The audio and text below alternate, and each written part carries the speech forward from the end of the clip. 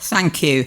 And thank you all for coming. I've looked after thousands and thousands of dying patients over decades. And I love Rosie's completely idealised view. The question before you is, should this be on the NHS? No, the NHS is not continuity of care. It is fragmented. No, the NHS is not there all the time. It is on its knees and people are struggling. So what do you want the NHS to do? Hospice care is only 37% funded in this country, yet people like Rosie want 100% ending life as part of the NHS provision. I think that's too dangerous. The law has to apply to everybody. Remember that the Australian evidence is that it takes about 60 hours of clinical time away from clinical provision to process one of these requests properly. I want the doctors and clinicians to carry on looking after people, even though they're already struggling. And who decides? What about these so-called safeguards? They're not safeguards, they're vague qualifying conditions. We can't define who's terminally ill. Many decades ago, I thought somebody had only about 3 months to live at most. He was desperate for help to end his life, and 3 of my consultant colleagues all felt the same.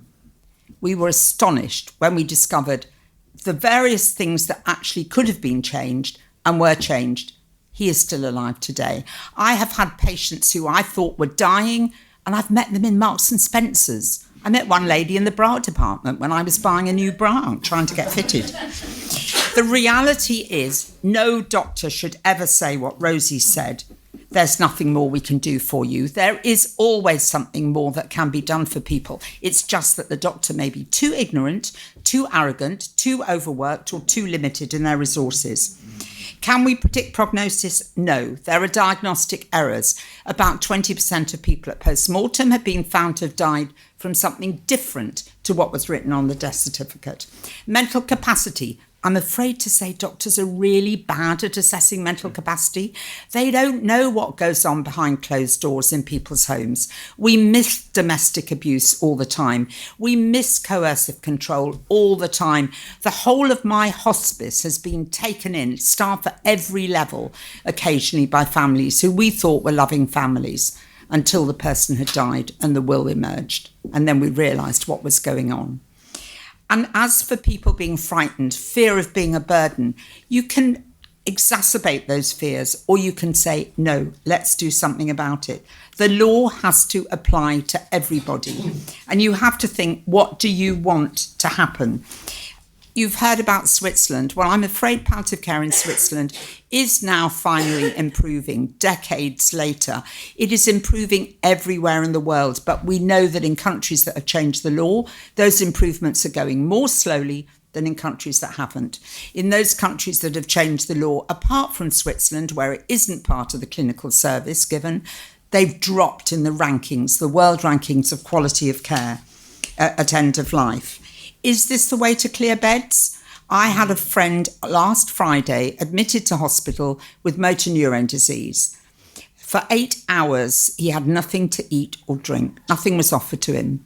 At 4 a.m, a doctor came and asked him, would he sign a DNA CPR form? And he said, why? And they said, well, in case your heart stops. And he said, well, there's nothing wrong with my heart. I've got motor neurone disease. I'm afraid that's the reality of the pressures in the NHS today.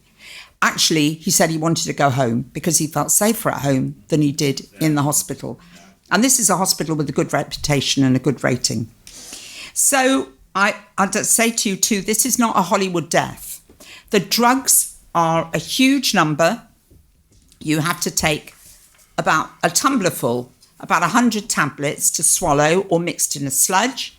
If you're injected with the drugs, the Belgian mixture that they publish shows that 2/3 of patients are injected with a short-acting anaesthetic and then with something that stops them breathing, and they die of asphyxia. Nobody has looked to see if they regain consciousness before they die because they can't move a muscle. It's a mixture that's been abandoned in the USA for executions because it was deemed to be inhumane.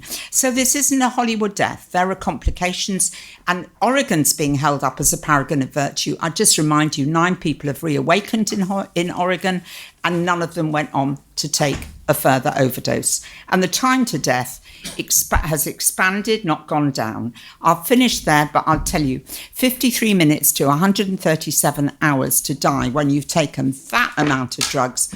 I don't call that peaceful and quick. I want every doctor, every nurse to have to do all they can to improve your quality of life and accept your death as a natural process when your life comes to a close. Okay.